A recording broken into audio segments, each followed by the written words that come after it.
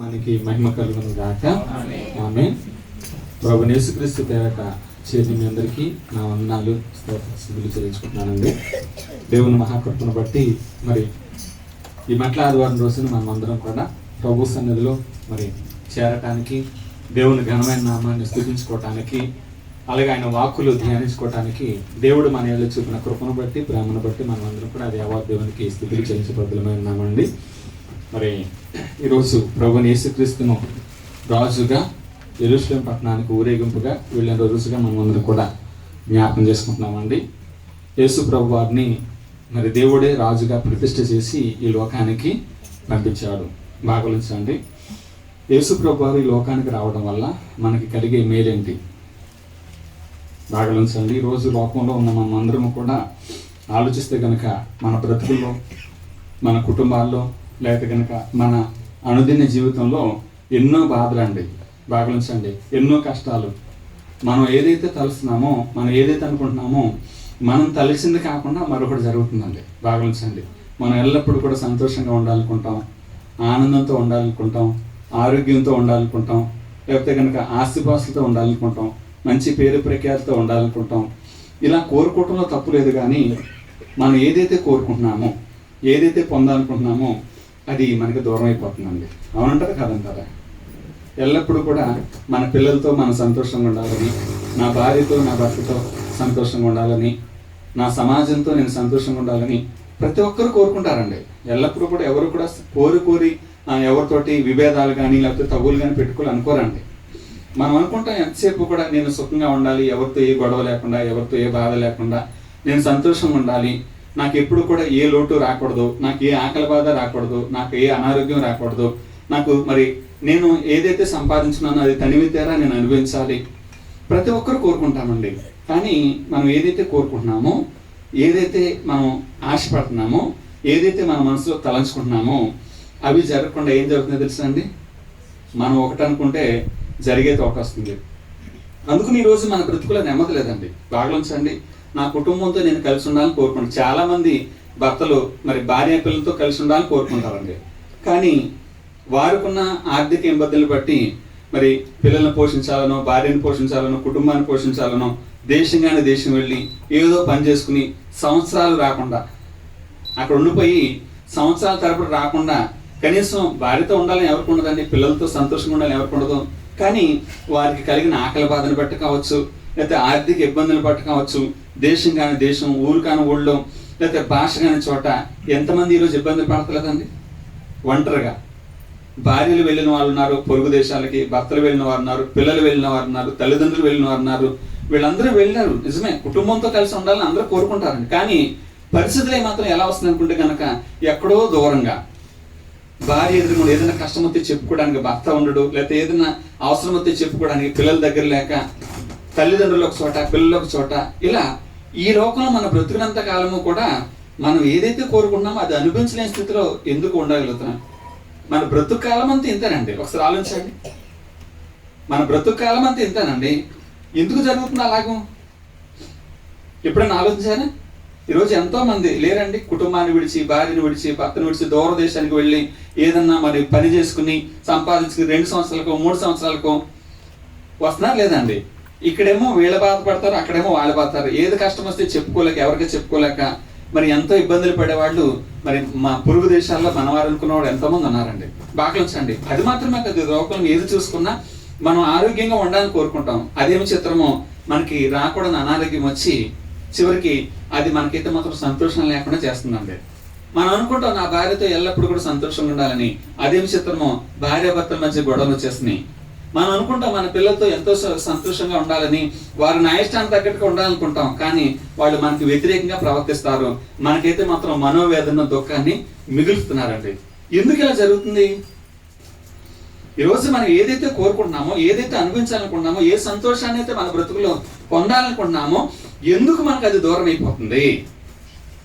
ఎందుకు తెలుసా అండి? యేసు ప్రభు ఈ లోకానికి దేవుడు మరి రాజుగా ప్రతిష్ఠ చేసి ఎందుకు పంపాడు అనుకుంటే అందుకోసమేనండి.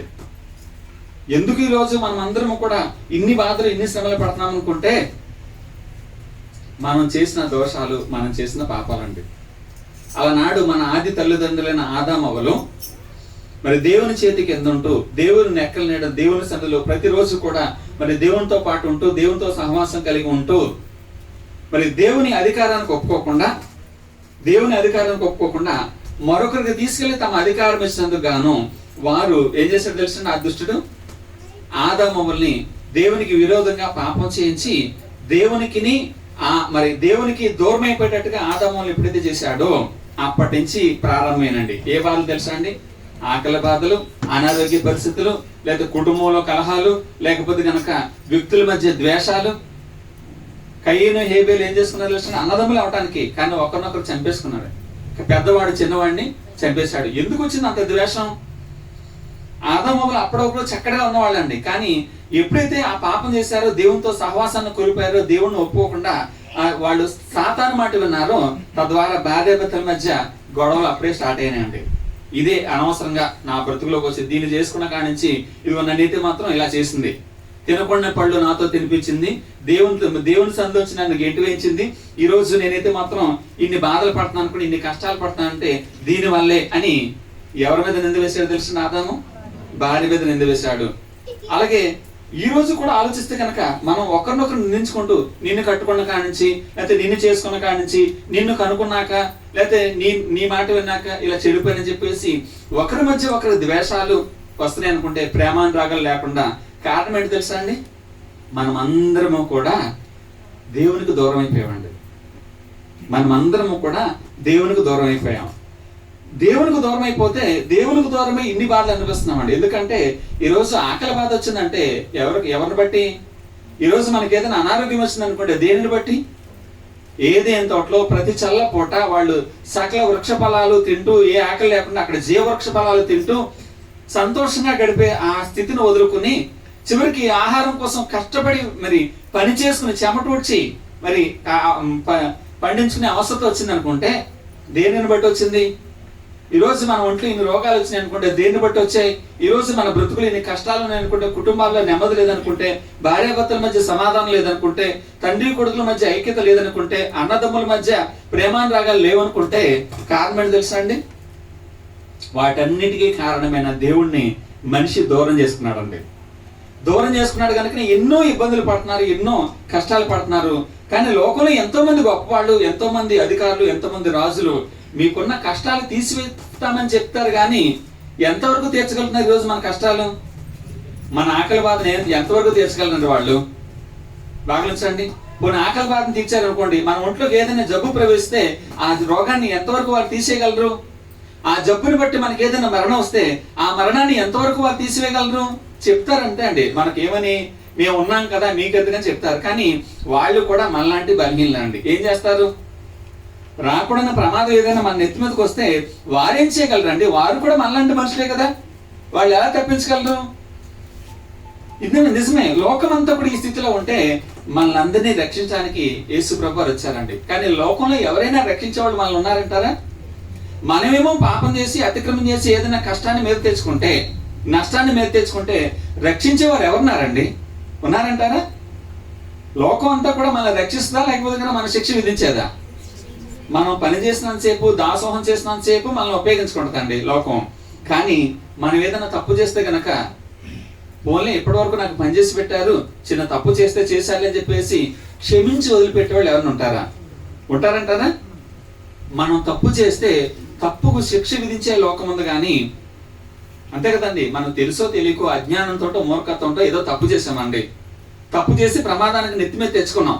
ఇప్పుడు మనల్ని లోకంలో ఆ తప్పు నుంచి విడిపించి ఆ శిక్ష మీద రాకుండా ఎవరైనా కాపాడేవాళ్ళు ఉన్నారా? నువ్వు తప్పు చేసావు గనక ఈ శిక్ష భరించాల్సిందే, నువ్వు వ్యభిచారం చేసావు గనక రాళ్లతో కొట్టి నేను చంపాల్సిందే. ఇదండి లోకం, ఇదండి మన అధికారం, ఇదండి మన రాజులు, మనం ఏర్పాటు చేసుకున్న రాజులు.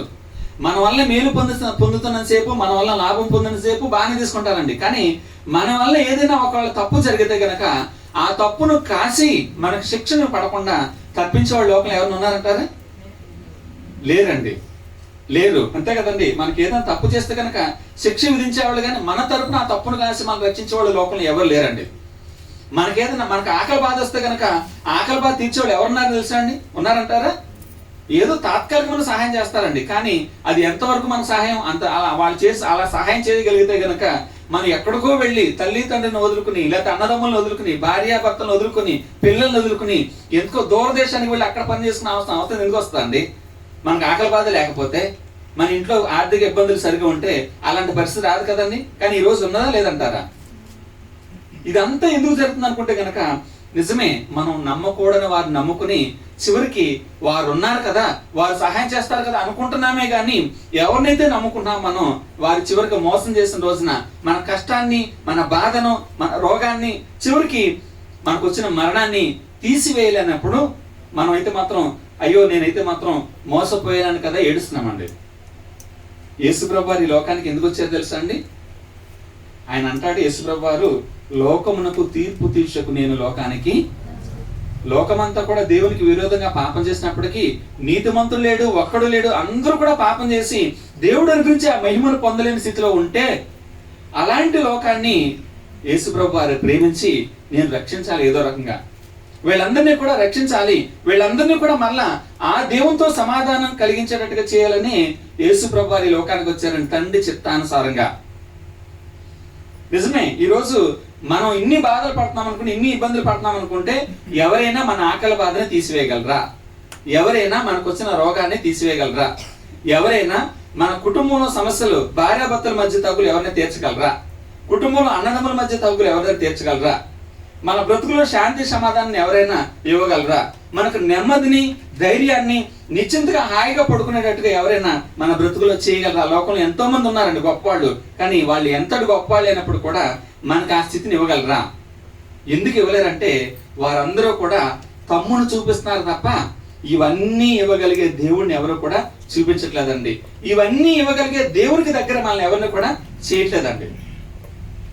మనం ఏర్పాటు చేసుకున్న రాజులు, మనం ఏర్పాటు చేసుకున్న నాయకులు మేమున్నా మీకెందుకు ఏమంటున్నారు తెలుసా అండి? వాడు ఇచ్చే భరోసా తెలుసండి, నేనున్నాను అంటున్నారండి. నిజమే, ఎంతవరకు ఉంటావు నువ్వు? ఎంతవరకు నిజమే కదా? మనం కూడా ఏమనుకుంటాం, ఇంకేంటి మాకు నేనున్నానని భరోసా ఇచ్చారు కనుక ఆయనకు ఓట్లేసి గెలిపించేస్తే కనుక నాకు ఏ లోటు రాకుండా చూసుకుంటారని వేసేస్తున్నామండి వాళ్ళు గెలుస్తున్న తర్వాత. కానీ ఇంతకీ వాళ్ళు మనతో ఉన్నారంటారా లేరంటారా? నేనున్నానని ఎవరైతే హామీ ఇచ్చారో ఎందుకుంటారు? మనకి ఎందుకుంటారండి? మన కుటుంబంలో సమస్యలు వారికి ఎలా పడితే ఆలోచించండి.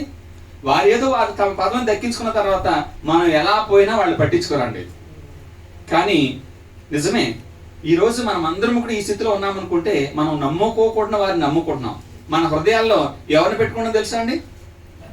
లోకాన్ని పెట్టుకుంటున్నాం. పలానా వారిని ఆశ్రయిస్తే, పలానా వారిని నమ్ముకుంటే, పలానా వారి మాట వింటే కనుక నా బ్రతుకు బాగుంటుందని చెప్పేసి ఎంతో మంది మాట వింటున్నాం, ఎంతో మందికి మనం లోపడుతున్నాం, ఎంతో మందికి మనం దాసోహం అవుతామండి. కానీ ఎవరు కూడా మన బాధను, మన కష్టాన్ని, మనకు వచ్చిన రోగాన్ని, మనకు వచ్చిన ఇబ్బందులను తీసివేసే వాళ్ళు లోకంలో ఎవరు లేరు. ఎందుకంటే ఇవన్నీ ఇవ్వగలిగేవాడు దేవుడు మాత్రమేనండి.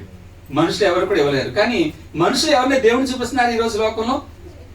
ఈ రోజు ఎవరైతే లోకంలో మనం నమ్ముకున్న అధికారులు ఉన్నారో ఏదైనా కష్టం వస్తే కనుక దేవుని వైపు చూడండి, దేవుడు మాత్రమే రక్షించగలివాడు, దేవునికి ప్రార్థన చేయండి ఒక్కరు చెప్తారా? మేమున్నా ఉంటారండి. ఏం చేయగలరు వాళ్ళు? ఏదైనా తుఫాన్ వచ్చింది అనుకోండి, ఏదైనా గాలి తుఫాన్ వచ్చింది అనుకోండి, ఏదైనా భూకంపం వచ్చింది అనుకోండి, లేకపోతే మరొకటి ఏదైనా సంభవించింది అనుకోండి, ఏం చేస్తారు వాళ్ళు? ఏం చేయగలరా? తప్పించగలరా? అయిపోయిన తర్వాత నష్టాన్ని అంచనా వేస్తారండి. ఇది ఈ తుఫాను వలన ఇన్ని కోట్లు నష్టం వచ్చింది, ఇంతమంది చచ్చిపోయారు, ఆ లెక్కోటి వేస్తారు తప్ప అంతకని మించి ఏం చేస్తారు? మనకి ఏం చేయగలరు? కానీ యేసుప్రభు వారు ఈ లోకానికి ఎందుకు వచ్చారు తెలుసా అండి?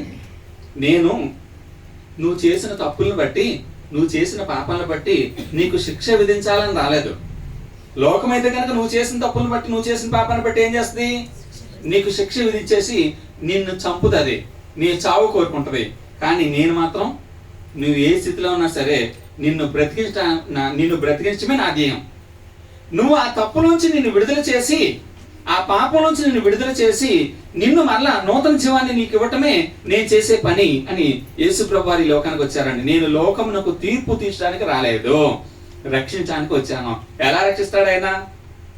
ఆయన అన్నాడు, నన్ను నమ్ముకోండి, తండ్రి యందు విశ్వాసం ఉంచున్నారు, నా యందు కూడా విశ్వాసం ఉంచండి. నన్ను నమ్ముకున్నవాడు ఎప్పుడు కూడా అన్యాయం కాడు. నన్ను నమ్ముకున్న మీకు ఏది లోటు రాదు. నన్ను నమ్ముకున్న మీకు మరణమే లేదు. యేసు ప్రభు ఇచ్చిన వాగ్దానాలండి. లోకంలో చాలా మంది చాలా వాగ్దానాలు ఇచ్చారు మనకి, కానీ ఎంతవరకు నిలబెట్టుకున్నారు? లోకంలో చాలా మంది చాలా వాగ్దానాలు ఇచ్చారండి. మేము అది చేస్తాం ఇది చేస్తాం అని చెప్పేసి వాగ్దానం ఇచ్చిన మన రాజులు ఎంతో మంది లోకంలో మనకున్నారండి. కానీ వాళ్ళు రాజులు అయిన తర్వాత మన నెత్తి మీద వారిని రాజుగా చేసుకున్న తర్వాత ఏ వాగ్దానం అయితే వారు చేశారో వాగ్దాన్ని నెరవేర్చలేక చేతులు ఎత్తేసిన వాడు చాలా మంది ఉన్నారండి. కానీ యేసు ప్రభు వారు కూడా వాగ్దానం చేశాడు, నన్ను నమ్ముకుంటే, నా యందు విశ్వాసం ఉంచితే వాడికి మరణమే ఉండదు, నా మాట వింటే వారికి మరణమే లేదు, వాడి జీవనంలోకి దాటి ఉంటాడు, నా మాట వింటే మీరు చేసిన తప్పులకి ప్రాయశ్చిత్తం లభిస్తుంది, మీకు శిక్ష ఉండదు. క్రీస్తు అన్న వారికి ఏ శిక్షా విధి కూడా లేదంటండి.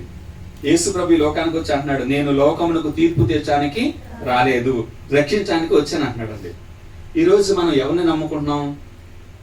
మనల్ని రక్షించే, మనకి నిత్య జీవాన్ని ఇచ్చే, మన బ్రతుకును మార్చి మనల్ని దేవుని వైపు తిప్పి ఆ దేవునితో సమాధానం కలిగేటట్టుగా చేసి ఆ దేవుని ఆశీర్వాదం ఏదైతే ఉందో అది మనం పొందేటట్టుగా చేసేది ఒక్క యేసు ప్రభు మాత్రమే, నీకు ఎవరు లేరు. ఎందుకంటే యేసు ప్రభు ఈ లోకానికి వచ్చి దేవుణ్ణి చూపించాడు లోకంలో ఉన్న మానవులందరికీ కూడా. తన్ను చూపించలేదండి.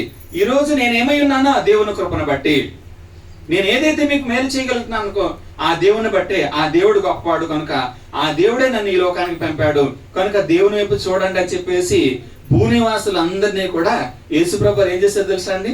దేవుని వైపు త్రిప్పాడు. నిజమే, ఆ దేవుని వైపు త్రిప్పడం కోసం, ఆ దేవునితో సమాధాన పడటం కోసం యేసుప్రభు వారు ఈ లోకానికి వచ్చి ఆయన ఏం చేశారు తెలుసా అండి? మీరందరూ దేవుని వైపు చూడండి, దేవునితో సమాధాన పడండి అని చెప్పిన ఆయన ఇప్పుడు దేవునికి మనకి మధ్య అడ్డుబండిగా ఏదైతే నిలిచిందో, ఏ అవిధేయత, ఏ పాపం అయితే ఉందో ఆ పాపాన్ని తీసివేయటం కోసం యేసుప్రభు ఏం చేశారు తెలుసా అండి? దేవునికి మనకి మధ్య అడ్డుబండగా ఏ పాపం అయితే ఉందో ఆ పాపానికి వచ్చే శిక్ష, ఆ మరణాన్ని యేసుప్రభు వారు భరించి ఇప్పుడు మనల్ని అందరినీ కూడా ఆ పాపాల నుంచి విమోచించి మనల్ని అందరినీ కూడా దేవునితో సమాధాన పడేటట్టుగా చేశాడండి. అందుకని ఈరోజు యేసుప్రభుని బట్టి మన దేవుని దగ్గరికి వచ్చి దేవునితో సమాధాన పడే అవకాశం ఎప్పుడైతే వచ్చిందో, ఇప్పుడు ఆ దేవుడు కనుక మనల్ని ఆశీర్వదిస్తే, ఆ దేవుడు కనుక మనల్ని దీవిస్తే ఇప్పుడు మనకి ఏమని తెలుసండి? ఆదిమ సంఘం దేవుడు దీవించిన తర్వాత యేసుప్రభుని వాడు నమ్ముకున్న తర్వాత ఎలా ఉంది తెలుసు అండి? వాడు ప్రతి దినము కూడా ఇంటింటా రొట్టె విడుచు వారు తమ కలిగిన చిరస్థిరాస్తులని కూడా అమ్మి ప్రతి వారు కూడా సమిష్టిగా ఉంచుకున్నారంటండి. దేవుని కృప అందరి ఎడలా కూడా ఎలా ఉందంటండి? విస్తారంగా ఉందంటండి. అలా ఉన్నప్పుడు వారికి ఏది కూడా కొదువు లేదంటండి. ఏది కూడా కొదువు లేదంటండి. వాళ్ళు ఎలా ఉన్నారంటే తినచ్చు, త్రాగొచ్చు, సంబరం పడచ్చు. ప్రతిరోజు కూడా వాళ్ళైతే మాత్రం విందు భోజనాలు అంటండి.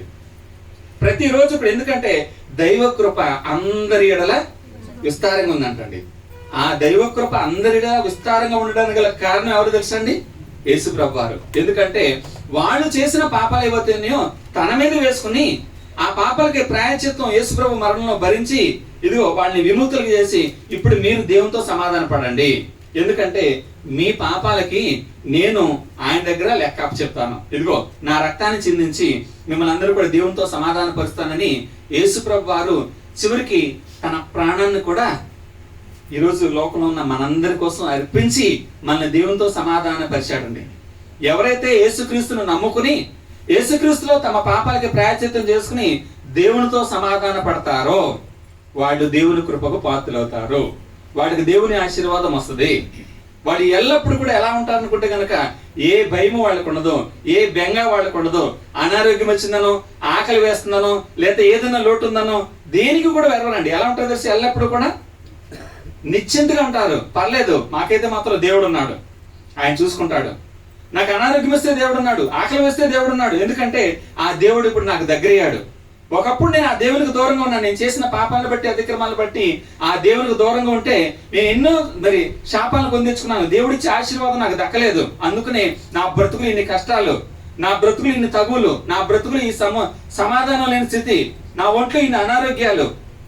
కానీ ఇప్పుడు దేవుడు నా పక్క వచ్చినప్పుడు, దేవునితో నాకు సహవాసం ఏర్పడినప్పుడు ఈరోజు నాకు నెమ్మది ఉంది, ఈరోజు నా బ్రతుకులో సంతోషం ఉంది అని మనం అనగలగాలనుకుంటే ఇప్పుడు మనం ఎవరిని స్వీకరించాలి తెలుసా అండి? యేసును ప్రభువుని ఒప్పుకోవాలంటే రాజుగా. నిజమే. ఈరోజు రాజుగా మనం ఎవరిని ఒప్పుకుంటున్నాం? యేసు ప్రభువునా, లేకపోతే కనుక లోకంలో మరి ఎవరినైనా? లోకమంతా కూడా మనతో ఏం చేయించుకుంటుంది తెలుసా అండి? సేవ చేయించుకుంటుంది. అవునా కాదా? మనతో సేవ చేయించుకుంటారు, కానీ మనకు సేవ చేసేవాళ్ళు ఎవరిని ఉన్నారంటారా? లోకమంతా కూడా మనతో సేవ చేయించుకుంటుందండి. పోనీ సేవ చేయించుకుంది, సేవ చేసావు అనుకోండి, పోనీ వాళ్ళు మనకేదైనా అపాయం వస్తే, ప్రమాదం వస్తే, ప్రాణాలు పేరుతో రక్షించాలి కదా, రక్షించగలరా? ఈరోజు మనం ఎవరికైతే ఊడిగించేస్తున్నామో, ఎవరికైతే దాసోహం చేస్తున్నామో, వాళ్ళు మనల్ని ఆ మరణానికి తప్పించగలరా? ఆ నిత్య నాశనానికి వెళ్లకుండా, ఆ దేవుని ఉగ్రతకు బలి కాకుండా ఎవరిని తప్పించగలరా? ఎవరూ తప్పించలేరండి. కానీ ఇప్పుడు మనం ఎవరికి దాసోహం చేస్తున్నాం? లోకానికండి. ఆ లోకం మళ్ళీ ఏం చేస్తే తెలుసా అండి? పని చేసినప్పుడు దాసోహం చేస్తున్నాం చేపు చేయించుకుంటుందండి. కానీ ఆ లోకానికి విరోధంగా ఒక్క తప్పు చేస్తే ఆ తప్పు శిక్ష విధించి తీరుతుందండి. తీరదా? అందుకని ఆ జక్కీని ఏమని తెలుసా అండి? వీడు అన్యాయస్తుడు, వీడితో ఎవరు మాట్లాడకండి, వీడిని వెలేసేయండి అన్నారండి. పాపాత్ములైన ఆ స్త్రీని, వ్యభిచార మందు పట్టబడిన ఆ స్త్రీ ఏమని తెలుసా అండి? రాళ్ళతో ఒకటి చంపేయండి, వాడు భర్త గిల్లేదు అన్నారండి. శిక్ష విధించే లోకం అండి.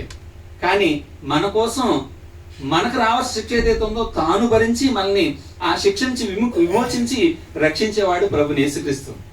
అందుకని యేసు ప్రభు ఈ లోకానికి వచ్చి అంటాడు, మనుష్య కుమారుడు పరిచారము చేయించుకున్నటకు రాలేదు. ఈరోజు నీ అధికారులు ఎవరైతే ఉన్నారో, నీ నాయకులు ఎవరైతే ఉన్నారో, నీ రాజులు ఎవరైతే ఉన్నారో, నీ యజమానులు ఎవరైతే ఉన్నారో, వాళ్ళు నీకు పరిచారం చేస్తున్నారా, నీతో పరిచారం చేసుకుంటారా? మీరు ఏర్పాటు చేసుకున్న మీ రాజులు మీకు పరిచారం చేస్తున్నారా, మీతో పరిచారం చేసుకుంటారా? మనకు పరిచారం చేసే వాళ్ళు ఎవరుంటారు? ఎలా ఉంటారు? ఇప్పుడు మన దగ్గరకు వచ్చి నా ఇంట్లో నాకు ఎవరన్నా పనిచేసే వాళ్ళు ఉన్నారనుకున్న దాసులు ఎలా ఉంటారు?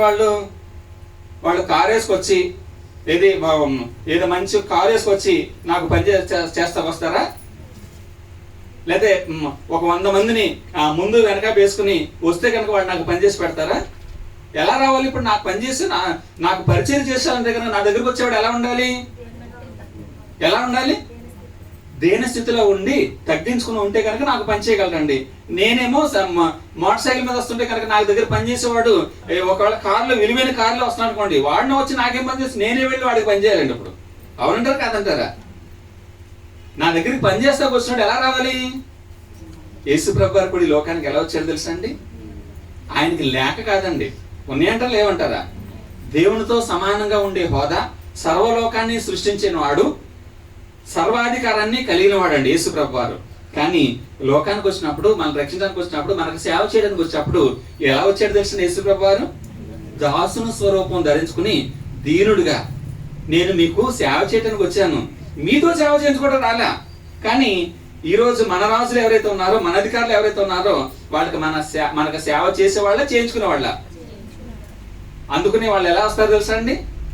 రథాల మీద, గుర్రాల మీద, కారుల్లోనూ, విమానాల్లోనూ, లేకపోతే 100 మంది సైనికులతోనూ వచ్చి ఇక వాళ్ళు మనకేం పని చేసి పెడతారండి? అలా వచ్చారనుకుంటే కనుక వాళ్ళు మనకేం చేస్తారు? వాళ్ళు మనకి చేయాలి, మనం వాళ్ళకి చేయాలండి. ఇప్పుడు వాళ్ళకి భోజనాలు మనం పెట్టాలి, వాళ్ళకి పరిచర్య మనం చేయాలి, వాళ్ళు వస్తే రోడ్లు మనం తొడవాలి, వాళ్ళు వస్తే అన్ని శుభ్రం చేసి మనం టెంట్లు వేయాలి, మనం కుర్చీలు పరచాలి. ఎందుకని? ఇప్పుడు సేవ చేసే పరిస్థితి ఎవరిది? ఇప్పుడు వాళ్ళు మనతో సేవ చేసుకుంటున్నారా, లేకపోతే మనం వారికి సేవ చేస్తున్నామా? మన ఊరు వచ్చారండి మన నాయకులు, ఎందుకు వస్తున్నారు? ఇప్పుడు మనకి సేవ చేసేవాళ్ళు అయితే ఇప్పుడు ఎలా రావాలి? వాళ్ళు నడుచుకుంటూ వచ్చి చీపురో చాటో పట్టుకుని, లేకపోతే కనుక ఏ పారో పలుగో పట్టుకుని వచ్చారనుకోండి, మనకి ఏదైనా పని ఉంటే కనుక ఆ రోడ్లు బాగోలేదండి, డ్రైనేజీలు బాగోలేదండి, ఇవి బాగు చేయండి అంటామండి. ఇప్పుడు కార్లో వచ్చారనుకోండి, మా రోడ్లు బాగోలేదండి, బాగు చేయండి అంటే ఎలా బాగు చేస్తారు వాళ్ళు? మోసమా లేకపోతే కనుక నిజమంటారా? ఎవరిని ఈరోజు మన నెత్తి మీద పెట్టుకుంటున్నాం? ఎవరికి ఈరోజు మన హృదయాలు చోటిస్తున్నాం? మనం ఎవరికి మనం జేజేలు పాడుతున్నాం? యేసుప్రభు వారు ఎలా వచ్చారు తెలుసా అండి? నీ రాజు నీతిపరుడును, సమాధానకరమ కలిగిన వాడును, దీనుడును, భారవాహక పశువును, గాడిద పిల్లని ఎక్కి నీ ఎత్తుకు వస్తున్నాడు. ఎందుకో తెలుసా? గాడిద మీద ఎక్కి ఎందుకు వస్తున్నాడు తెలుసా అండి? నీకు పరిచయం చేయడం కోసం. నీ బరువు ఏదైనా ఉంటే కనుక తన మీద వేసుకోవడం కోసం, నీ భారం ఏదైనా ఉంటే తన మీద వేసుకోవడం కోసం, నీకు పరిచయం చేయడం కోసం వచ్చే యేసు ప్రభు నీ దగ్గరికి ఎలా వస్తాడు తెలుసా? దీనుడిగానే వస్తాడు. ఈయనేంటి, ఈయన నాకేం చేస్తాడు అనుకున్నాయేమో నువ్వు. నిజమే, లోకపరంగా చూస్తే కానీ ఆయన దగ్గర ఏమీ లేదు. ఆయన అంటున్నాడు, నక్కలకు బొరియలు ఉన్నాయి, ఆకాశ పక్షులు గూళ్ళు ఉన్నాయి, లోకంలో నాకు తలవాల్చుకోవడానికి కూడా స్థలం లేదు. నేను ఈ స్థితిలోకి ఎందుకు తగ్గించుకున్నాను తెలుసా? నీకు సేవ చేయడానికి, నీకు పరిచయం చేయడానికి. అంతే కదండి. మేము మీ ఇల్లు తుడుస్తాకు వస్తున్నాను నేను అన్నా అనుకోండి, రేపు పొద్దున అన్నా, నేను ఎలా రావాలి? మీ ఇల్లు ఓడవటానికి శుభ్రం చేయడానికి వస్తాను అన్నా అనుకోండి, ఎలా రావాలి? నేను ఇప్పుడు నా చేతిలో ఏముండాలి? చీపిరి, చాట, మా బట్టలు కూడా ఎలా ఉండాలి? మంచి తెల్లటి బట్టలు కట్టుకుని వచ్చాయి అనుకోండి, తొడవడానికి మీరు అనగలరా? మీరు తొడడానికి వచ్చి ఇలా వస్తే మేము ఏం చెప్పుకోవాలండి మీకు పని? మీరు తొడడానికి వచ్చి ఇలా కాదండి, మార్చిపోయిన బట్టలు కట్టుకోవాలి, ఓ చీపురో చాట మీ చేతిలో ఉండాలి. అప్పుడు ఒక తలగొట్టు మీకుంటే కనుక అప్పుడు మేము ఏదైనా పని చెప్తే చేస్తారు.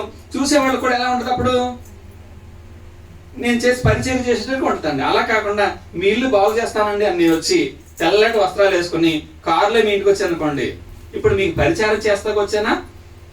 చేయగలనా? మీతో చేయించుకుంటాను. అప్పుడు నేను మీకు పరిచారం చేయగలనా? మీతో చేయించుకుంటానా? దేవుడు ప్రతిష్ఠించిన రాజు, దేవుడు పంపిన రాజు మనకి పరిచారం చేసి అనేకులకు ప్రతిగా విమోచన క్రయధనంగా తన ప్రాణాన్ని ఇవ్వటానికే యేసు ప్రభు లోకాన్ని పంపాడంటాడు. మన కోసం ప్రాణం పెట్టేవాడు లోకంలో ఎవరైనా ఉన్నారా? మనం ఏర్పాటు చేసుకున్న నాయకులు, మనం ఏర్పాటు చేసుకున్న రాజులు, మనం ఏర్పాటు చేసుకున్న మన యజమానులు ఎవరైనా మన కోసం ప్రాణం పెట్టేవాళ్ళు ఎవరైనా ఉన్నారా? కానీ యేసు ప్రభువారు మన కోసం ప్రాణం పెట్టడానికి సిద్ధం. ఎందుకు తెలుసా అండి? యేసు ప్రభువారు మన కోసం ఎందుకు ప్రాణం పెడతారో తెలుసా? ఈ రోజు దేవునికి మనకి ఏదైతే మధ్య అడ్డుబండగా ఉందో, నిజమే, దేవుని ఆశీర్వాదాన్ని మనం దక్కించుకోకపోవడానికి ఏదైతే మధ్య గోడగా నిలిచిపోయిందో ఆ గోడను పడగొట్టడానికి యేసు ప్రభువారు ఏం చేస్తే తెలుసా అండి? మనకి దేవునికి అడ్డుబండగా ఉన్న ఆ పాపాన్ని తన నెత్తి మీద వేసుకుని ఆ శిక్షను, ఆ మరణాన్ని, ఆ శాపాన్ని తాను భరించి మనందరినీ కూడా దేవునితో జత చేశాడండి. యేసు ప్రభు నమ్ముకుంటే ఇప్పుడు మనకేం కలుగుతుంది తెలుసా అండి? యేసు ప్రభు నందు విశ్వాసం ఉంటే మనకేం జరుగుతుంది తెలుసా అండి? ఇప్పుడు మనం దేవునితో సమాధాన పడితే ఇప్పుడు దేవుడు ఇచ్చిన ఆశీర్వాదం ఏదైతే ఉందో అది మనకి దగ్గర అవుతుందండి. దేవుడు అంటాడు, ఆయన ఎప్పుడు కూడా నేను దీవించడానికి రెడీయే, నేను ఎప్పుడు కూడా ఆయన అయితే మాత్రం మంచి చేయడానికి రెడీ అండి. కానీ ఆయన అంటాడు ఇర్మీయా గ్రంథంలో, మీ దోషములే మీకు మేలు కలుగకుండుటకు కారణం. ఈరోజు మనం దేవునికి విరోధంగా చేసిన ఆ దోషాలే, ఆ పాపాలే ఈరోజు మన బ్రతుకులే మేలు జరగట్లేదని మనం అనుకుంటాం. నా భార్య భర్తలు ఎప్పుడు కూడా ఐకమత్యంగా ఉండాలి, ఏ గొడవ లేకుండా అనుకుంటాం, కానీ ఉండట్లేదు. నా తండ్రి కొడుకులు మేము ఎల్లప్పుడూ కూడా ఐకమత్యంగా ఉండాలనుకుంటాం, కానీ నెరవేరట్లేదు. మా కుటుంబం అంతా కూడా ఎల్లప్పుడూ కూడా ఏ అప్పుల బాధ లేకుండా సంతోషంగా ఉండాలని కోరుకుంటాం, కానీ అవ్వట్లేదు. మేలు మనకు జరగట్లేదు మనం అనుకున్నాం. నేను ఎప్పుడు కూడా ఆరోగ్యంతో ఉండాలి అనుకున్నాం, ఏదో ఒక అనారోగ్యం మన ఒంట్లోకి వచ్చి పడుతుంది. ఎందుకు ఇలా జరుగుతుంది?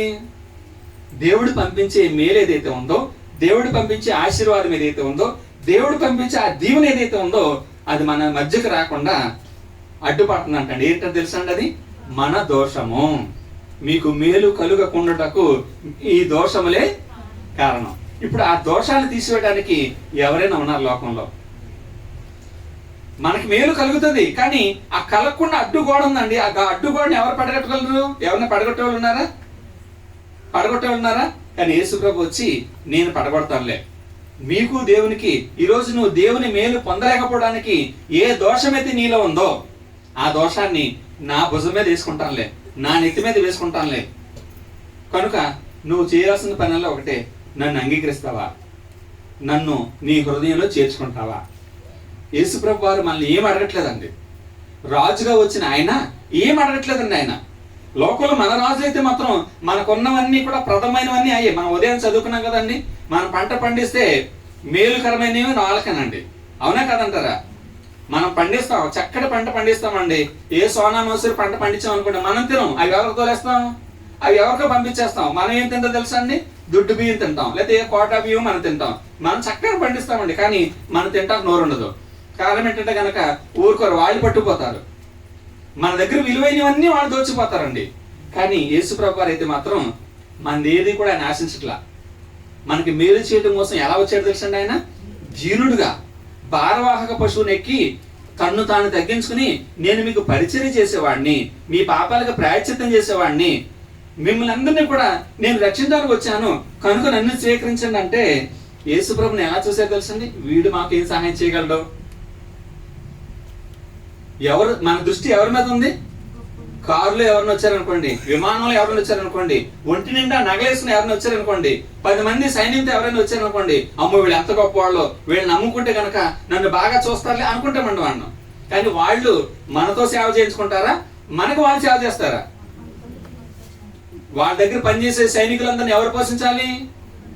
మనం పోషించాలంటారు కదా. వాళ్ళు కాపలా కాసే వారందరినీ కూడా ఎవరు పోషించాలి? మనమే పోషించాలి. ఎందుకంటే వాళ్ళు తినే డబ్బు అంతా ఎవరిది? ఇప్పుడు వాళ్ళకున్న సుఖభోగాలన్నింటి కూడా ఎవరిది డబ్బు? మనదే కదండి. కానీ యేసుప్రభు వారు అంటారు, ఈ లోకానికి వచ్చి నీ దగ్గర ఉన్నది ఏది కూడా నేను తీసుకోవడం రాలా, నీకు పరిచర్య చేయడం కోసం వచ్చాను, నిన్ను దేవునితో సమాధాన పరచడం కోసం వచ్చాను. ఈ రోజు నీకు మేలు లేదు. నువ్వు ఎంతో మంది నమ్ముకున్నావు, ఎంతో మంది అధికారం ఏర్పాటు చేసుకున్నావు, ఎంతో మంది రాజు నీ మీద పెట్టుకున్నావు, కానీ వాళ్ళు ఏ రోజు కూడా నీకైతే నీ బ్రతుకులో మేలు చేకూర్చలేకపోతే. ఎందుకంటే వాళ్ళు ఎవరు కూడా నీకు దేవుని చూపించట్లా, తమ్ముని చూపిస్తున్నారు. తమ్ముని చూపించి తామే గొప్పవాళ్ళని చెప్పుకున్నారు. నువ్వేమో వారికి దాసోహం చేస్తున్నావు. అలా కాకుండా నన్ను నీ హృదయంలో చేర్చుకుంటావా? హృదయం అనే తలుపున దాన్ని తట్టుచున్నాడు. ఎవడైనా నా స్వరం విని తలుపు తీస్తే ఏం చేస్తా అన్నాడు? నేను వచ్చి అతనితో భోజనం చేస్తా అన్నాడండి. ఏ తలుపు తీయాలి? యేసుప్రభు వారికి మన హృదయంలో చోటిస్తే ఏం జరుగుతుంది తెలుసా అండి? హృదయంలో చోటిస్తే ఆయన ఏం చేస్తారో తెలుసా? ఆ రాజుగారు ఏం చేస్తారో తెలుసా అండి?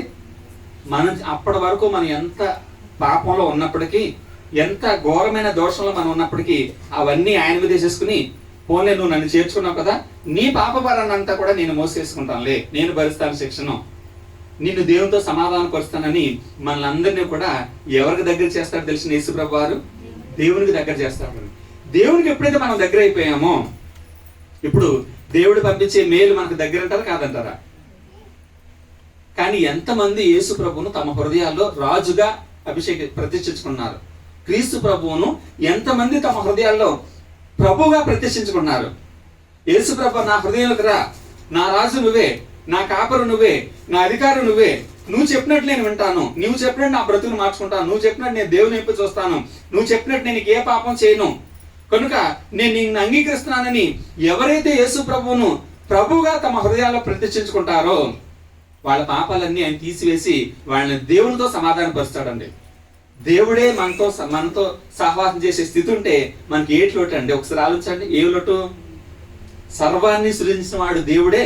ఈ లోకంలో ఉన్నదంతా కూడా దేవుంది అండి. భూమి దాని సర్వ పరిపూర్ణత ఎవరిది? దేవునిదే. ఆ దేవుడే మనకు దగ్గరగా ఉంటే మనకి ఇంకా లోకంలో ఏంటి కొద్దు? ఒకసారి ఆలోచించండి. కానీ యేసు ప్రభువును రాజుగా అంగీకరిస్తున్నామా?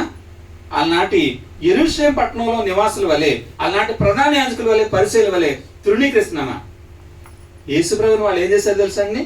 వీడు రాజు అంట, వీడు మనకేదో చేసేస్తాడంట అని చెప్పేసి అవమానించారండి యేసు ప్రభువుని. వీడు రాజు అని చెప్పుకున్నాడు. మరి రాజు అయితే కనుక వీడి నెత్తి మీద కిరీటం ఏది? వీడి నెత్తి మీద కిరీటం ఏది? ఒరే వీడి కిరీటం తెచ్చి చూడగానే చెప్పేసి ఒక ముళ్ళ కిరీటం తీసుకొచ్చి ఆయన నెత్తి మీద పెట్టి అదిమి, ఓ రాజుగారు అంటే ఇది ఎప్పుడు రాజు అనిపించుకుంటారు నువ్వు? అసలు రాజుగారు అంటే కిరీటం ఉండాలి కదా, నీ కిరీటం ఎదురా అని చెప్పేసి యేసు ప్రభు నెత్తి మీద ముళ్ళ కిరీటం పెట్టి ఏం చేస్తారో తెలిసిన అవమానించారండి. ఆయన చేతిలో ఒక రిల్లు పెట్టి ఆయనకి దండం పెట్టి ఇప్పుడు రాజు అనిపించుకుంటావు నువ్వు రాజు అని చెప్పుకున్నావు, కనీసం ఒక విలువైన గుడ్డే లేదు నీకు. ఏ రోజు ఏం చేశారో తెలుసండి?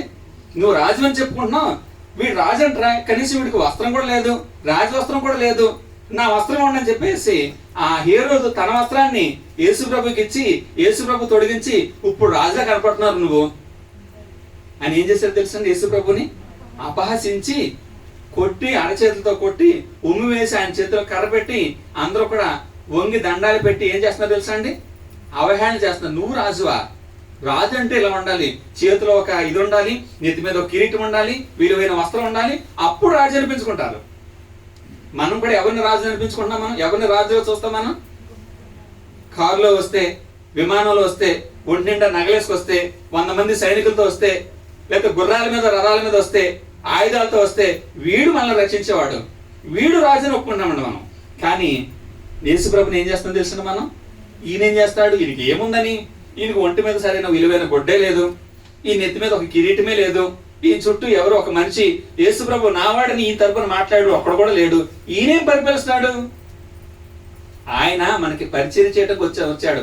రాజు అంటే కనుక మనకు పరిచర్య చేసేవాడు రాజు అవుతాడు, కానీ మన నుంచి సేవ చేసుకున్నవాడు రాజు ఎలా అవుతాడు? మన బాగోగులు చూసేవాడు రాజు అవుతాడు, కానీ మరి మనం ఎలా ఉన్నా సరే మనం తన సుఖాన్ని వెతుకున్నవాడు రాజు అవుతాడండి. దేవుడు పంపించిన రాజు, దేవుడు ప్రతిష్ఠించిన రాజు మన ప్రభు అయిన యేసుక్రీస్తు. ఆయన వాళ్ళు ఎంత అవమానం చేసినా, ఎంత అవహేళన చేసినా యేసు ప్రభు ఒక్క మాట కూడా పలకలేదండి, పలకలేదు. అవహేళన చేశారు, నెత్తి మీద ముళ్ళ కిరీటం పెట్టి అదిమారు, చేతితో రెల్లి పెట్టి రాజు అన్నారు, రాజవస్త్రం ఆయనకి తొడిగించి అపహసించారు, ఉమ్మిలి వేశారు, గుద్దారు. చివరికి శిలువలో ఘోరాతి శిక్ష విధించి, నువ్వు రాజుని చెప్పుకున్నావు కదా, నువ్వు దేవుని కుమారుని చెప్పుకున్నావు కదా, నీ దేవుడిని పిలు, నువ్వు రాజు అయితే కనుక నిన్ను నువ్వు రక్షించుకో, నిన్ను నువ్వే రక్షించుకోలేని నీవు లోకాన్ని ఎలా రక్షిస్తావు అని ఎంత అవమానం చేసి ఎంత హింసించినా ఒక్క మాట కూడా పలకలేదండి. ఎందుకో తెలుసా అండి, ఆయనకి మన మీద ఉన్న ప్రేమ, ఆయనకి వారి మీద ఉన్న ప్రేమ.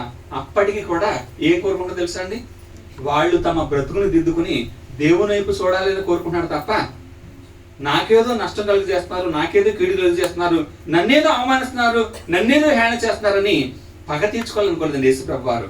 తండ్రి, వీరేమి చేస్తున్నారో వీరికి తెలియదు ప్రభువా, తెలిస్తే చేసి ఉండేవాళ్ళు, నేనేమో రక్షించడానికి వచ్చాను, వీళ్ళకి ఆ సంగతి తెలియదు, తెలియక వీళ్ళకేదో అన్యాయమో కీడు కలిగజేస్తున్న ఉద్దేశంతో, వీళ్ళకేదో లోటు లేకపోతే అవమానం కలుగుతున్న ఉద్దేశంతో, వీళ్ళకేదో నష్టం కలుగుతున్న ఉద్దేశంతో నన్ను ఈ రీతిగా శిక్ష విధిస్తున్నారు, తెలియదు ప్రభువా, దయచేసి వీళ్ళని క్షమించవా. ఏం కోరుకుంటున్నాడు యేసు ప్రభు? ఆయన పొడి చేస్తున్నా, ఆయన కాళ్ళు చేతులు మేకులు కొట్టేస్తున్నా, ఆయన నెత్తి మీద ముళ్ళ కిరీటం పెట్టి అవమానిస్తున్నా, ఆయనకు రాజవస్త్రం ధరించి ఆయన మీద ఉమ్ములు వేస్తున్నా, అరచేతులతో గుద్దుతున్నా, చివరికి శిలువలో వేలాడగట్టినా, అప్పటికి కూడా తన చుట్టూ ఉన్న వాళ్ళందరి గురించి ఏమని ప్రార్థన చేస్తానో తెలుసా అండి, తండ్రి, వీరేమి చేయించున్నారో వీరు ఎరుగరు, దయచేసి వీళ్ళకి క్షమించవా. అప్పుడు దేవుడు అడిగాను అనుకోండి, ఏమని, వాళ్ళు అంత పాపం చేస్తుంటే, అంత విరోధంగా నడుస్తుంటే వాళ్ళని క్షమించమని నువ్వు అడుగుతున్నావు, మరి వాళ్ళని క్షమించమని నువ్వు అడుగుతున్నావు కదా, వాళ్ళు అప్పు ఎవరు తీస్తారు, వాళ్ళు చేసిన తప్పులకు దెబ్బలు ఎవరు తింటారంటే యేసు ప్రభు ఏమని తెలుసా అండి, నేను తింటున్నాను కదా, నేను కారుస్తున్నాను కదా రక్తం, నేను అర్పించేస్తున్నాను కదా ప్రాణం, కనుక నా ప్రాణంలో నా రక్తంలో వాళ్ళ దోషాలు కడిగి వాళ్ళని క్షమించు. యేసు ప్రభు ప్రార్థన ఏం తెలుసా అండి, దేవుని దగ్గర, నేను చిందించే రక్తంలో వాళ్ళ పాపాలు కడిగేసి వాళ్ళని కడుగు ప్రభువా, కడితే అప్పుడేం తెలుసుకుంటా, నేను చనిపోయినా కానీ సరే నేను కోరుకునేది ఒకటే, వాళ్ళు మారు మనసు పొందాలని, అంతే తప్ప వాళ్ళకి శిక్ష విధించాలని కోరుకోవట్లేదండి. యేసు ప్రభు, తండ్రి, నువ్వేమో వాళ్ళకి మేలు చేయాలని పంపించావు, వాళ్ళకి మేలు చేస్తుంటే ఈ రోజు నిన్ను బాధపడుతున్నారు, వాళ్ళని చూడు, వాళ్ళని చంపి అన్నాడా యేసు ప్రభు వారు? నేను లోకమును రక్షించడానికి ఈ లోకానికి వచ్చాను తప్ప శిక్ష విధించడానికి, తీర్పు తీర్చడానికి రాలేదు. నా పని ఏంటి? దేవుడు నా మీద పెట్టిన పని ఏంటి? రక్షించమే. శిక్ష విధించే పని నాది కాదు, ఎవరిది? దేవుంది. కనుక నా స్వభావం ఎప్పటికీ మారదు. యేసు ప్రభు నిన్న నేడు నిరంతరము ఒక్కటే రీతిగా ఉండేవాడండి, మార్పు చెందేవాడు మాత్రం కాదు. ఈరోజు మనం ఎవరన్నా ప్రేమిస్తే ప్రేమిస్తాం, ద్వేషిస్తే ద్వేషిస్తాం, కొడితే కొడతాం, తిడితే తిడతాం, ముద్దు పెట్టుకుంటాం, తిడితే కనుక తిడతాం మనం. కానీ యేసు ప్రభు వారు, నువ్వు ఎన్ని చేసినా, నువ్వు ప్రేమించినా ప్రేమించకపోయినా, నువ్వు తిట్టినా కొట్టినా, నువ్వు ఆయన అవమానించినా లేకపోతే ఆయన కనుక దండ వేసినా, అన్ని సందర్భాల్లో ఒకటే రీతిగా ఉంటాడు తప్ప మార్పు చెందేవాడు మాత్రం కాదండి. ఎందుకంటే దేవుడు మార్పు లేనివాడు, నిన్న నేడు నిరంతరము ఒకటే రీతిగా ఉండేవాడు కనుక ఆ దేవుని కుమారుడుగా, దేవుడు ప్రతిష్ఠించిన రాజుగా వచ్చిన యేసు ప్రభు వారు ఈ లోకంలో ఎలా వాడు తెలుసా అండి, మార్పు లేనివాడుగా రక్షించడానికి వచ్చాను అంతే, నేను తీర్పు తెచ్చాను రాలేదన్నాడు. చివరికి యేసు ప్రభు వారు చేసిన ఆ ప్రార్థన బట్టి అప్పటి వరకు ఆయనకు శిక్ష విధించిన వారే ఏమన్నా తెలుసా అండి, నిజముగా ఈయన దేవుని కుమారుడే. మారు మనసు పొందారు లేదండి? పొందారు. దేవుని తిరిగారు లేదా? తిరిగారు. పాపాల క్షమాపణ యేసు ప్రభువుల వారికి లభించిందా లేదా? లభించింది. దేవునితో సమాధానం కలుగుద్దా లేదా? ఆ రీతిగా రక్షించడానికి వస్తే యేసు ప్రభు వారు, ఈరోజు మనం యేసు ప్రభును చేర్చుకుంటున్నామా, లేకపోతే గనక హృదయాల్లో మరెవరినైనా పెట్టుకున్నామా? యేసు ప్రభు ఈ లోకానికి వచ్చి అడిగేది ఏంటి తెలుసా అండి, నీ వెండి బంగారు ఆయన అడగట్లా, నువ్వు సంపాదించిన ఆస్తిపాస్తులు అడగట్లేదండి ఆయన, నువ్వు సంపాదించిన డబ్బు అడగట్లేదు ఆయన. యేసు ప్రభు చెప్పేదల్లా ఒకటే, నేను నిన్ను దేవునితో సమాధానపరచడం కోసం వచ్చాను. ఈ రోజు నీ బ్రతుకుల్లో మేలు లేదు, ఈ రోజు నీ కుటుంబంలో సమాధానం లేదు, ఈ రోజు నీ బ్రతుకులో నీకు నెమ్మది లేదు, విశ్రాంతి లేదు, ఈ రోజు నీ శరీరంలో ఆరోగ్యం లేదు, ఈ రోజు ఎన్నో బాధలతో ఇబ్బంది పడతావు అనుకుంటే నువ్వు దేవునికి దూరం అయిపోయావు. కనుక నన్ను చేర్చుకుంటే, నీ హృదయంలో నాకు చోటిస్తే నేనేం చేయగలను తెలుసా, నిన్ను మళ్ళా దేవునితో సమాధానపరుస్తాను. ఎందుకంటే నేను దేవునికి ఇష్టంగా ఉన్నాను లోకంలో, నేను ఈ లోకంలోకి వచ్చి పాపం లేనివాడిగా బ్రతికాను, దేవుణ్ణి మెప్పించి బ్రతికాను, పరిశుద్ధిగా జీవించాను కనుక దేవుడు నన్ను అంగీకరించాడు కనుక ఇప్పుడు దేవుడు నా మాట వింటాడు. కనుక మీరు కనుక నన్ను చేర్చుకుంటే మిమ్మల్ని అందరినీ కూడా నేను దేవునితో సమాధానపరుస్తాను. మీకు ఆ దేవునికి మధ్య అడ్డుబండగా ఏదైతే ఉందో, ఏ దోషం అయితే ఉందో ఆ దోషానికి శిక్ష నేను భరించి, ఆ దోషానికి అవమానాన్ని నేను సహించి, ఆ దోషకు ఆ నిందలు నేను భరించి మిమ్మల్ని దేవునితో సమాధానపరుస్తానని యేసుప్రభు చెప్తుంటే ఈరోజు ఎంతమంది హృదయాల్లో యేసుప్రభు చోటు ఉంది? మీ హృదయంలో యేసు చోటు ఉందా? మీకు మీరే ప్రశ్న వేసుకోండి. మీ హృదయంలో యేసుప్రభుకు చోటు ఉందా? మరి ఎవరికైనా స్థానం ఉందా?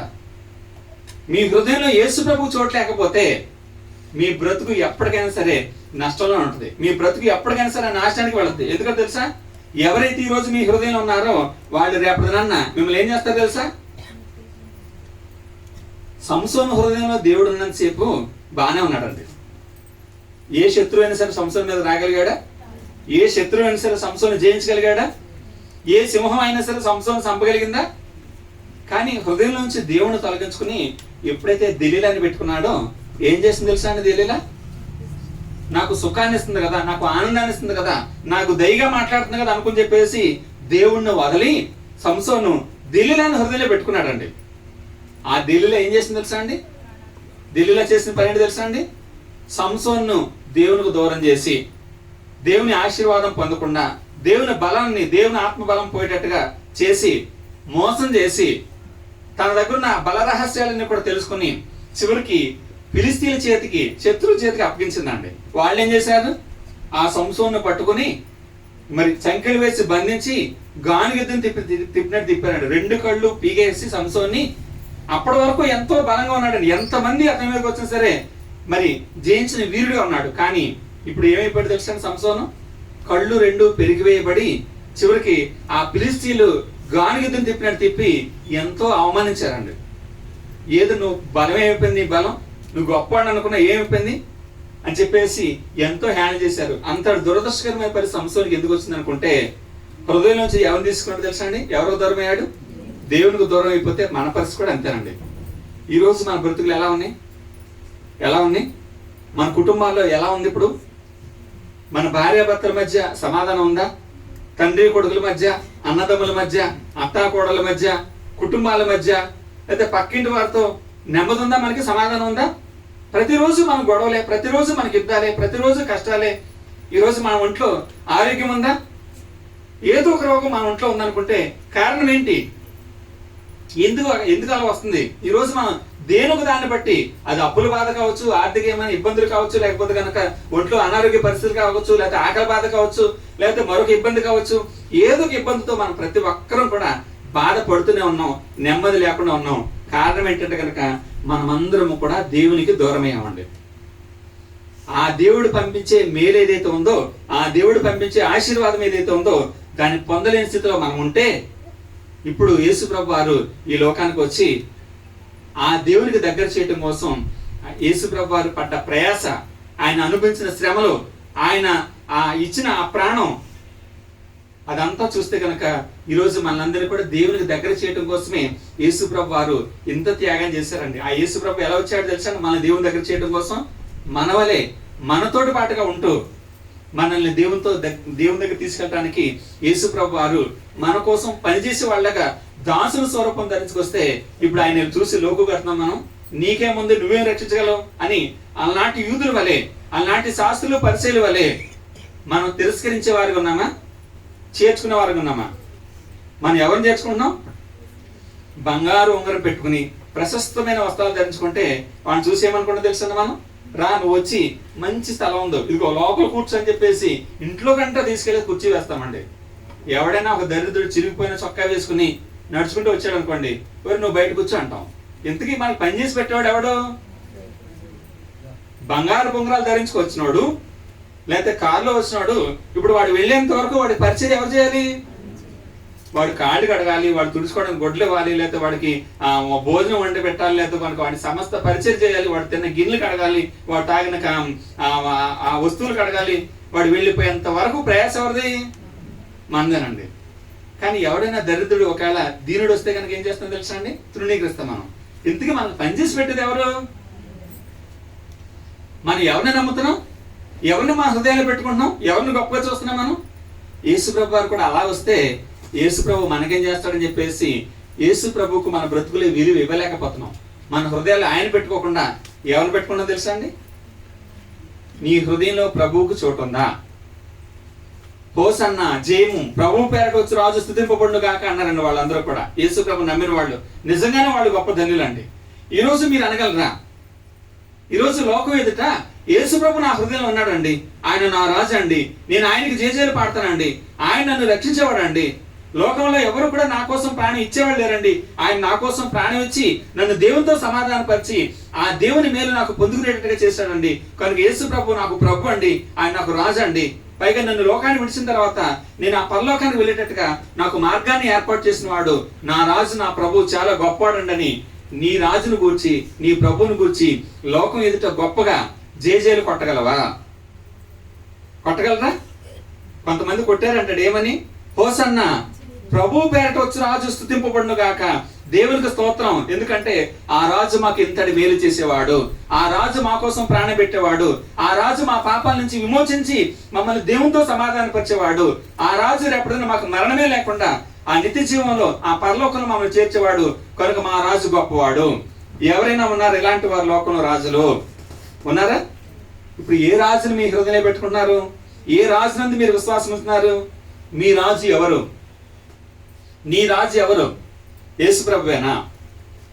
యేసుప్రభు నీ రాజు అనుకుంటే కనుక ఆయన కనుక నీ రాజుగా పెట్టుకుంటే ఆయన నీ కోసం పరిచర్య చేసేవాడు, నీ కోసం ప్రాయశ్చిత్తం చేసేవాడు, నిన్ను దేవునితో సమాధాన పరచడం కోసం తనకున్న సమస్తాన్ని కూడా కోల్పోవడానికి సిద్ధపడిన వాడు. అంతకంటే గొప్ప రాజులు లోకంలో మనకి ఎవరున్నారు? అలాంటి రాజులు కనుక మన హృదయంలో చోటిస్తే ఆ ప్రభు మన జీవితాన్ని మార్చాడండి, మన జీవితాన్ని మార్చాడు. నిజమే, లోకంలో ఎవరైనా సరే ఒక దొంగగానో, ఒక వ్యభిచారిగానో, ఒక హంతకుడుగానో ఉంటే కనుక వాడు చేసిన పనులు బట్టి శిక్ష విధిస్తున్నారు, కానీ వాళ్ళ మామూలు స్థితిలో మారలాగా ఎవరైనా ప్రయత్నం చేస్తారా? చేస్తారు ఎవరన్నా? కానీ యేసుప్రభు దగ్గరికి వస్తే ఆయన ఏం చేస్తారు తెలుసా అండి? మనం ఎంత దొంగలమైనా, మనం ఎంతటి పాపాత్ములమైనా సరే మనం మళ్ళా మామూలుగా దేవుని వలె మనల్ని మార్చడానికి యేసుప్రభు వారు ఎంతో త్యాగం చేశాడండి. నిజమే కదా? అప్పటి వరకు ఏ పాపం అయితే మనం చేశామో ఆ పాపాన్ని వదిలి పరిశుద్ధిగా మారేటట్టుగా మన బ్రతుకుని యేసుప్రభు మార్చగలడండి. చేర్చుకుంటామా? జక్కే చేర్చుకున్నాడు యేసుప్రభుని తమ ఇంట్లోకి. యేసుప్రభుని జక్కే చేర్చుకున్నాడు అండి. జక్కే బ్రతుకుని ఎలా మార్చేశాడు దేవుడు? యేసుప్రభు వారు అబ్రహాము కుమారుడే, నేడు ఈ ఇంటికి రక్షణ వచ్చింది. ఎందుకు తెలుసా? అక్కడికి ఎవరు వచ్చారు? ప్రభు వచ్చాడు, యేసుప్రభు వచ్చాడు. యేసుప్రభు వస్తే కనుక వాడు ఎంతటి పాపాత్ముడైనప్పుడు కూడా యేసుప్రభుని ఒప్పుకున్నందుకు గాను వాడి పాపం అంతా కూడా యేసుప్రభు క్షమించాడు. ఆ వాడి పాపం అంతా ఎప్పుడైతే క్షమించాడో యేసుప్రభు పలికిన ఆ దయగల మాటలు బట్టి జక్కే అనుకోండి, ఇప్పటి వరకు నేనైతే మాత్రం ఈ పనికిమాలిన ధనం కోసం నేను పాపం చేశానా? ఇది నాకు ఎందుకు పనికి వస్తుంది? కానీ నా ప్రభు నా దగ్గరికి వచ్చాడే, ఈ నాకు సమస్తం ఇచ్చేవాడు, రేపటిదాన్ని నేను చావకుండా నేను నిత్య నరకానికి తప్పించి నన్ను పరలోకంలో చేర్చేవాడు కదా, నాకు ప్రభువే కావాలి, కనుక ఈ డబ్బు నాకు వద్దు, దీనికోసం నేను పాపం చేయను, నేను ఇక్కడి నుంచి మారు మనసు పొందుతాను, యేసుక్రీస్తు చెప్పినట్టు జీవిస్తానని ఎప్పుడైతే యేసు ప్రభువును తన హృదయంలో ప్రతిష్ఠించుకున్నాడో అప్పుడు అంటాడు యేసుప్రభు వారు, ఇతడు కూడా అబ్రహాము దేవునికి ఎవరో తెలుసా అండి? స్నేహితుడు. ఇప్పుడు జక్కీ కూడా ఎవరు? దేవునికే స్నేహితుడు అనుకుంటే ఇప్పుడు జక్కీకి ఏం లోటు అండి? ఒకసారి ఆలోచించండి. సర్వాన్ని సృష్టించిన సృష్టికర్త అయిన ఆ దేవునికే జక్కీ స్నేహితుడైపోతే ఇప్పుడు జక్కీకి ఏదో లోటు ఉంటుందా? దేవుడు యేసు ప్రభు నన్ను దేవునితో సహవాసం కలిగేటట్టుగా, ఆయనతో నాకు ఫ్రెండ్షిప్ చేసేటట్టుగా ఈ రోజు నాకు సహాయం చేశాడే, కనుక ఇక నేను పాపం చేయను, నా దృష్టిలో యేసు ప్రభు గొప్పవాడు, కనుక యేసు ప్రభు ఏది చెప్తే అదే చేస్తాను అని ఏం చేశాడు తెలుసా అండి? దేవునికి ఇష్టంగా తన బ్రతుకుని మార్చుకున్నాడు. అప్పటి వరకు పాపాత్ముడిగా జీవించినప్పుడు కూడా అప్పటి నుంచి దేవుని కుమారుడిగా మారిపోయాడండి. అలా యేసు ప్రభు ఎవరి దగ్గరికి వెళ్తే వాళ్ళు, ఎవరైతే చేర్చుకుంటారో వాళ్ళు దేవుని పిల్లలుగా మార్చడం కోసం యేసు ప్రభు వారు ఎంతో త్యాగం చేశాడండి. యేసు ప్రభు మరియా మాత ఇంటికి వెళ్ళాడండి. యేసు ప్రభుని మరియా మాతలు చేర్చుకున్నారు. వాళ్ళని ఎలా మార్చాడు దేవుడు? యేసు ప్రభు వారు దేవుని కుటుంబంగా మార్చాడండి. వాళ్ళ కుటుంబం ద్వారా అనేక మంది దేవుని యొక్క గొప్పదాన్ని తెలుసుకునేట్టుగా వాళ్ళ కుటుంబంలో అద్భుత కార్యం చేశాడు యేసు ప్రభు వారు.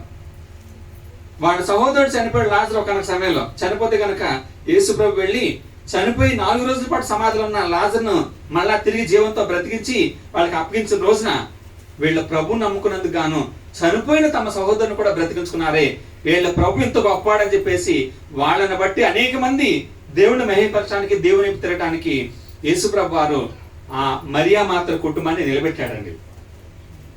ఎంత గొప్ప ధన్యత, ఎంత గొప్ప ఆశీర్వాదం మరియా మాత కుటుంబానికి వచ్చింది.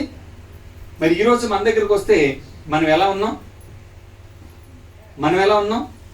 మనమే ఒకరికి సహాయం చేసే స్థితిలో ఉన్నామా, లేకపోతే ఈరోజు మనమే బాధపడుతున్నామా? అప్పులతోటి, జబ్బులతోటి, రోగాలతోటి, యుద్ధాలతోటి, కరువులతోటి, లేకపోతే తగులతోటి మన బ్రతుకుందా? ఇక మన తోటి వారికి ఏం మేలు చేయగలం? అలా కాకుండా మనం యేసు ప్రభుని కనుక మన హృదయాల్లో ప్రతిష్ఠించుకుంటే ఆయన ఎలా చేయగలరు తెలుసా? మనల్ని దేవునితో సమాధాన పరిస్తే, దేవుని పోలికలో తీసుకొస్తే, ఇప్పుడు దేవుడు మన చెయ్యి ఏ స్థితిలో పెడతాడు తెలుసా అండి? దేవుడు ఇచ్చువాడు. దేవుడు ఎలాంటి వాడు?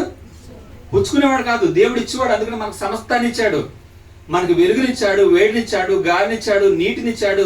మనకు అన్ని కూడా సమస్తంగా ధారాళంగా ఇచ్చాడు. లేదండి, ఇచ్చాడు కనుక బ్రతుకుతాం మనం. ఆయన గాలి ఇచ్చాడు కనుక పీల్చుకుని బ్రతుకుతున్నాం మనం. ఆయన వర్షం ఇచ్చాడు కనుక తాగి బ్రతుకుతున్నాం మనం. ఆయన భూమి నుంచి పంట ఇచ్చాడు కనుక తిని బ్రతుకుతున్నాం మనం.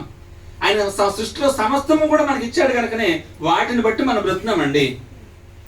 దేవుడు ఇచ్చేవాడు. ఇప్పుడు ఆ దేవుని పోలుకలకు మనం కూడా వెళ్ళామనుకోండి, మనం కూడా దేవునితో సమాధాన పడ్డామనుకోండి, మనల్ని కూడా ఏ స్థితిలో పెడతాడు? ఆయన ఇచ్చే స్థితిలో పెడతాడు తప్ప పుచ్చుకునే స్థితిలో పెట్టడండి. యేసు ప్రభు వారు కూడా లోకానికి వచ్చినప్పుడు ఎలా ఉన్నాడు? మన నుంచి ఏదైనా పుచ్చుకున్నాడు, ఆయన అందరికి ఇచ్చాడా? ఏ రోజైనా సరే యేసు ప్రభు వారు ఎవరినైనా నాకు ఇది లేదు అని అడిగే పరిస్థితి వచ్చిందా? యేసు ప్రభు వారు భోజనం లేదని కానీ, డబ్బులు లేవని కానీ, లేకపోతే ఏదైనా సహాయం కావాలని కానీ, ఏదైనా అవసరం ఉందని కానీ ఎవరినైనా అడిగాడా? ఆయనే అందరికి ఇచ్చాడా? ఆయనే అందరికి ఇచ్చాడా లేదా? ఎందుకే ఆ స్థితిలో ఉన్నాడు తెలుసండి యేసు ప్రభు వారు? ఇదిగో దేవుని నమ్ముకుంటే, దేవునికి ఇష్టంగా ఉంటే ఇలా ఉంటది జీవితం అని మనందరికీ తెలియచేయటం కోసం మన పోలికలకు యేసు ప్రభు వారు వచ్చి మన భారాన్ని అంతా కూడా ఆయన మీద వేసుకుని మనల్ని దేవునితో సమాధాన పరచడం కోసమే యేసు ప్రభు వారు రాజుగా ఈ లోకానికి వచ్చారు. ఆయన్ని మీరు రాజుగా అంగీకరించగలరా? ఆయన ప్రభువుగా మీరైతే మాత్రం మీ హృదయాల్లో ప్రతిష్ఠించుకోగలరా? మీ హృదయాల్లో యేసు ప్రభువుకు స్థానం ఇస్తే ఏం జరుగుతుందో మనం ఎంతో మంది చూసామండి. ఒక సమరీ స్త్రీ ఎలా మారిపోయిందో, ఒక పాపాత్మురైన స్త్రీ మరణంతో వచ్చిందండి. రాళ్ళతో కొట్టి చంపేద్దామని తీసుకొచ్చారు, కానీ ఎలా వెళ్ళింది ఆవిడ? సమాధానంతో వెళ్ళిందండి. మరణం లేదు, నీకెవరు శిక్ష విధించలేదా? లేదు ప్రభువా. ఎందుకు విధిస్తారు నీకు శిక్ష? నేను భరిస్తున్నాను కదా, నువ్వు వెళ్ళి ఇక నువ్వు పాపం చేయకన్నాడండి. ఆ మాటే ఆవిడ బ్రతుకుని మార్చేసింది. యేసు ప్రభు మాటలే సమరీ స్త్రీ బ్రతుకుని మార్చేసేయండి. యేసు ప్రభు మాటలే జక్కయ్య బ్రతుకుని మార్చేసింది. మరి వాళ్ళు చేర్చుకున్నారు కనుక ఆ రీతిగా వాళ్ళ బ్రతుకులు మార్చాడు యేసు ప్రభు. ఈరోజు మనం చేర్చుకుంటే, మన హృదయాలు యేసు ప్రభుని చేర్చుకుంటే మనల్ని కూడా మారుస్తాడు. అలా మార్చాలనుకుంటే, మన దేవునితో సమాధాన పరచాలనుకుంటే, మన పాపాలన్నీ కూడా తన మీద వేసుకోవాలనుకుంటే ముందు మనం చేయాల్సింది యేసును ప్రభువుగా మనం అంగీకరిస్తే, ఒప్పుకుంటే, యేసు ప్రభువా నువ్వు నన్ను రక్షించడానికి లోకానికి వచ్చావు కనుక నిన్నే నేను ప్రభువుగా అంగీకరిస్తున్నానని ఎవరైతే యేసు ప్రభువును తమ హృదయాలకు చేర్చుకుంటారో వారు ధన్యులండి. వారు లోపల ఎలా ఉంటారో తెలుసా? ఇక ఏ చింత ఉండదు, వాళ్ళకి సమాధానం ఉంటది, ఐకమత్యం ఉంటది, వాళ్ళకి నెమ్మది ఉంటది, సంతోషం ఉంటది. పొరుగు వారిని ప్రేమించి అన్ని కూడా మేలు చేసే సహాయంలోకి వాళ్ళైతే మాత్రం వస్తారు. ఎందుకంటే వాళ్ళు దేవునికి దగ్గర అవుతారు. వాళ్ళు దేవునితో సమాధాన పడే అవకాశాన్ని యేసు ప్రభువు తీసుకురాగలరు. ఇలా మనల్ని దేవునితో దగ్గర చేర్చే వారు లోకంలో ఎవరైనా ఉన్నారా? లేరు. గనకనే మనలందరినీ దేవునితో సమాధాన పరచడం కోసం దేవుడే మనల్ని ప్రేమించి తన ప్రియకుమారుని యేసుక్రీస్తుని లోకానికి పంపించి ఆయనను మధ్యవర్తిగా ఈ లోకానికి పంపించాడండి. దేవుడు ఒక్కడే, దేవునికి మానవునికి మధ్యవర్తి కూడా ఒక్కడే. ఆయన క్రీస్తు యేసును నరుడు. ఆయన ఏం చేశాడంటే అందరి కొరకు విమోచన క్రయధనంగా తన ప్రాణాన్ని అర్పించి మనిషిని, దేవునికి దూరం అయిపోయిన మనిషిని దేవునికి దగ్గర చేశాడు. దేవుని ఆశీర్వాదానికి, దేవుడు అనుగ్రహించి ఆ నిత్య శ్వాసం పరలోకానికి వారసుగా చేయడం కోసం యేసు ప్రభువారు ఈ లోకానికి వచ్చి త్యాగం చేశాడు కనుక ఆ యేసు ప్రభువారు మనల్ని మోసం చేసేవాడు కాదండి, అన్యాయం చేసేవాడు కాదు. మన కోసం ప్రాణం పెట్టడానికి ఆయన వస్తే ఆయన స్వీకరించడానికి ఈరోజు మనకి ఏంటి ఒకసారి ఆలోచించండి. కనుక విన్న మనమందరం కూడా ఈరోజు మనల్ని మనం పరిశీలించుకుందాం. దేవుని ఆశీర్వాదం నాకు ఎందుకు రావట్లేదు? నేను కోరుకున్నట్టుగా నా బ్రతికి ఎందుకు లేదు? నేను కోరుకున్నట్టుగా నా ఒంట్లో ఆరోగ్యం ఎందుకు ఉండట్లేదు, నేను కోరుకున్నట్టుగా నా భార్య భర్తల మధ్య సమాధానం ఎందుకు ఉండట్లేదు, నేను కోరుకున్నట్టుగా నా కుటుంబంలో ఐకమత్యం ఎందుకు ఉండట్లేదు అని నువ్వు అనుకుంటే ఒకటే కారణం, నువ్వు దేవునికి దూరం అయ్యావు. దేవుని ఆశీర్వాదం నీకు దక్కట్లేదు, దేవుని మేలు నీకు దక్కట్లేదు. ఎందుకంటే మీరు మేలు పొందకుండుటకు మీ దోషములే కారణాలు. ఆ దోషాలు తీసేవారు లోకంలో ఎవ్వరూ లేరు, యేసుప్రభు ఒక్కడే. ఆ దోషాలకు ప్రాయశ్చిత్తం చేయగలిగినవాడు యేసుప్రభు ఒక్కడే గనక నీ దోషాలుగా ప్రాయశ్చిత్తం కలిగి నువ్వు దేవునితో సమాధాన పడి ఆ మేలులు, నువ్వు అనుకుంటున్న మేలులు పొందాలనుకుంటే, నువ్వు అనుకుంటున్న ఆ మరణాన్ని తప్పించుకుని ఆ నిత్యజీవం ఆ పరలోకానికి వెళ్ళాలనుకుంటే ఒకే ఒక దిక్కు ప్రభుని యేసుక్రీస్తు. ఎవరైతే ఆయన చేర్చుకుంటారో, ఆయన చేర్చుకున్న వారు నిజంగా ధన్యులు. వాళ్ళు లోకంలో బ్రతికినంతకాలం నిశ్చింతగా ధైర్యంగా ఉంటారు. లోకాన్ని విడిచిన తర్వాత ఆ పరలోకంలో దేవుని సన్నిధిలో ఉంటారండి. యేసు ప్రభు అంత గొప్పవాడు కనుక ఆ గొప్పవాడైన యేసు ప్రభును మన హృదయాల్లో ప్రత్యక్షించుకుని మరి అనుదినము కూడా యేసుక్రీస్తు సాక్షులుగా, నా హృదయంలో ప్రభు వచ్చాడు, ఆయన గొప్పవాడు, ఆయన నా కోసం ప్రాణం పెట్టేవాడు, నన్ను ప్రేమించేవాడు, నన్ను దేవుని దగ్గర చేసేవాడు, నా బ్రతుకును మార్చేవాడు. యేసు ప్రభు ఏం చేసేవాడు తెలుసా అండి? మన బ్రతుకును మార్చేవాడు అండి. లోకంలో ఎవరు మన బ్రతుకును మార్చేవాళ్ళు. తప్పు చేస్తే శిక్షించేవాళ్ళు అన్నారు తప్ప తప్పు చేయకుండా మన బ్రతుకును సరిచేసేవాళ్ళు లోకంలో ఎవరు లేరండి. కానీ యేసు ప్రభు బ్రతుకుని సరిచేసేవాడు అండి. ఆయన నువ్వు ఆ తప్పు చేస్తే కనుక ఆ నష్టంలో వెళ్ళిపోతావు కనుక ఆ తప్పు చేయకుండా మన బ్రతుకుని సరిచేయగలిగిన వాడు యేసు ప్రభు ఒక్కడే. కనుక ఆ యేసు ప్రభువును మన హృదయాల్లో ప్రభుగా ప్రతిష్ఠించుకుని యేసుక్రీస్తుని నమ్మి యేసుక్రీస్తు వలె మరి ఆయన చెప్పిన మాట ప్రకారం మన బ్రతుకులు సరి చేసుకుని దేవునికి ఇష్టంగా లోకంలో బ్రతికి ఆ దేవుడిని గురించి ఆశీర్వాదాన్ని ఈ లోకంలో పొందుకుందాం. ఆ దేవుడిచ్చే నిత్య జీవాన్ని ఆ పరలోకంలో కూడా మనం దక్కించుకుందాం. అటు కృపను అటు యోగ్యతను దేవుడు మనందరికీ దయచేయాలని మనసారా కోరుకుంటూ ప్రార్థన చేసుకుందామండి. పరిశుద్ధుడా, ప్రేమ కలిగిన మా ప్రియ పరలోకపు తండ్రి, మీ ఘనమైన ఉన్నతమైన నామానికి వేలాది స్తుతుల స్తోత్రాలు చెల్లించుకుంటున్నాం ప్రభువా. నిజమే తండ్రి, ఈ రోజు మా బ్రతుకులో నెమ్మది లేదనుకుంటే, సమాధానం లేదనుకుంటే, మా ఒంట్లో అనారోగ్యం ఉందనుకుంటే, ఈ రోజు మేము ఏది కోరుకుంటే అది మాకు దక్కట్లేదు అనుకుంటే దానికి గల కారణం నిజమే ప్రభువా. ఈ రోజు మేము చేసిన దోషాలే మేము మేలు పొందకుండుటకు కారణమని మీ వాక్యం ద్వారా సెలవిచ్చారు తండ్రి. నిజమే ప్రభువా.